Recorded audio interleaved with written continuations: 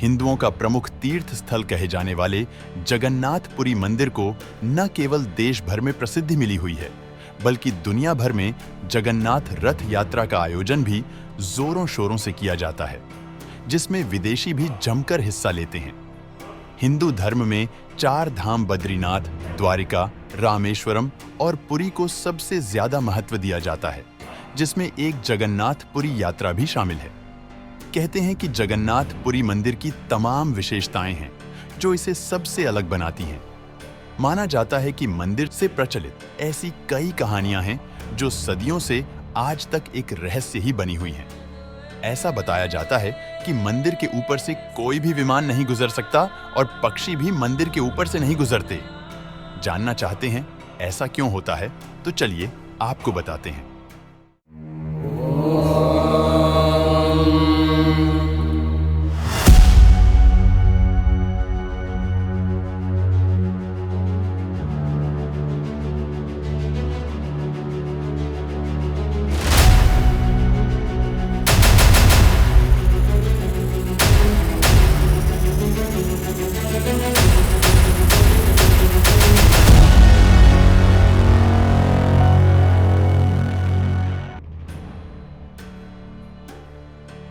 पौराणिक कथाओं के अनुसार भगवान विष्णु जब चारों धाम पर बसे तो सबसे पहले बद्रीनाथ पहुंचे, जहां उन्होंने स्नान किया।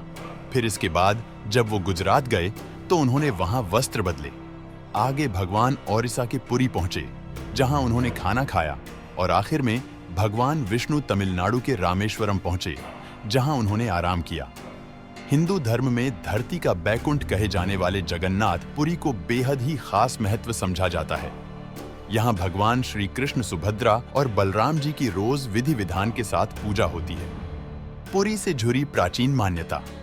ऐसा माना जाता है कि भगवान विष्णु जी ने के शरीर त्याग करने के बाद उनका अंतिम संस्कार किया गया। तब शरीर के एक हिस्से को बचाकर उनका सारा शरीर पंच तत्व में मिल गया। कहते हैं भगवान श्री कृष्ण का दिल उस दौरान धड़क रहा था, जो आज भी भगवान जगन्नाथ की प्रतिमा के अंदर सुरक्षित है। क्यों अधूरी है भगवान जगन्नाथ, सुभद्रा और बलराम की मूर्ति? पौराणिक कथा के मुताबिक एक बार भगवान जगन्नाथ, बलराम और माता सुभद्रा की मूर्तियों का निर्माण खुद विश्वकर्मा जी कर रहे थे। इस दौरान विश्वकर्मा जी ने तत्कालीन राजा से कहा कि जब तक तीनों विग्रह मूर्तियों का निर्माण नहीं हो जाता, तब तक उस कमरे में कोई भी प्रवेश नहीं करेगा। कहते हैं कि राजा ने भगवान विश्वकर्मा जी की शर्त को दरकिनार कर उस कमरे का दरवाजा खोल दिया, जिसके बाद भगवान विश्वकर्मा जी ने उन मूर्तियों का निर्माण कार्य अधूरा ही छोड़ दिया। यही वजह है कि आज भी भगवान जगन्नाथ, श्री बलराम जी और सुभद्रा जी की मूर्तियां अधूरी ही बनाई जाती हैं। फिर भी भक्त पूरी श्रद्धा और धूमधाम से इन विग्रहों की पूजा करते हैं। 12 साल में क्यों बदलती है मूर्ति? जगन्नाथ मंदिर की मूर्तियों को हर 12 साल में बदल दिया जाता है। मूर्तियों को बदलने की इस परंपरा को नवकलेवर कहा जाता है। नवकलेवर का अर्थ होता है नया शरीर। इसके अंतर्गत जगन्नाथ मंदिर में स्थापित भगवान जगन्नाथ, बालभद्र, सुभद्रा और सुदर्शन की पुरानी मूर्ति को बदलकर नई मूर्तियों को स्थापित किया जाता है। जगन्नाथ जी की मूर्तियां काठ की बनी हुई हैं और उनके क्षय होने का डर रहता है, इसलिए इन्हें हर 12 साल बाद बदला जाता है। गोपनीय होती है नवकलेवर की परंपरा। जिस समय मूर्तियां बदली जाती हैं, उस समय पूरे शहर की बत्तियां बंद कर दी जाती हैं और हर जगह अंधेरा कर दिया जाता है। यह इस वजह से किया जाता है जिससे मूर्तियों को बदलने की प्रक्रिया को गोपनीय रखा जा सके। मूर्तियों को बदलते समय केवल एक मुख्य पुजारी वहां मौजूद होता है और उसकी आंखों में भी पट्टी बांध दी जाती है। यह इसलिए किया जाता है जिससे कि मूर्तियों को बदलने की प्रक्रिया पूरी तरह से गोपनीय रहे। नीम की काठ से बनाई जाती तीनों मूर्तियां रथ यात्रा में शामिल भगवान जगन्नाथ के साथ साथ बलराम जी और सुभद्रा जी की मूर्तियों को नीम की लकड़ी से बनाई जाती है। खास बात यह है कि जिस तरह भगवान जगन्नाथ का रंग सांवला है, तो उनकी मूर्ति बनाने में भी ऐसी नीम की लकड़ी चुनी जाती है जो देखने में सांवला है। इसी प्रकार बलराम जी और बहन सुभद्रा जी की मूर्तियों को भी उनके रंग के हिसाब से लकड़ी चुनी जाती है। पुरी के प्रसाद की विशेष विधि। जगन्नाथ पुरी में मिलने वाले प्रसाद को महाप्रसाद कहते हैं। ऐसा कहा जाता है कि इसके पीछे एक खास विधि का उपयोग होता है। इस प्रसाद की खासियत है कि इसे मिट्टी के बर्तन में ही बनाया जाता है। इसके अलावा यह प्रसाद गैस पर नहीं बल्कि चूल्हे पर तैयार होता है। जब प्रसाद बनता है तो एक के ऊपर एक बर्तन रख दिए जाते हैं। जगन्नाथ मंदिर में सदियों से पाया जाने वाला महाप्रसाद लगभग 700 रसोइयों द्वारा बनाया जाता है, जो लगभग 50,000 भक्तों के बीच वितरित किया जाता है। भाप से पकाया हुआ भोजन सबसे पहले भगवान जगन्नाथ को भोग लगाया जाता है। इसके बाद देवी विमला को दिया जाता है, जिसे महाप्रसाद के नाम से जाना जाता है। यह महाप्रसाद आनंद बाजार में मंदिर के अंदर तैयार किया जाता है, जिसे दुनिया के सबसे विशाल ओपन एयर रसोई कह सकते हैं। भक्त इस महाप्रसाद को न केवल खा सकते हैं बल्कि खरीद भी सकते हैं।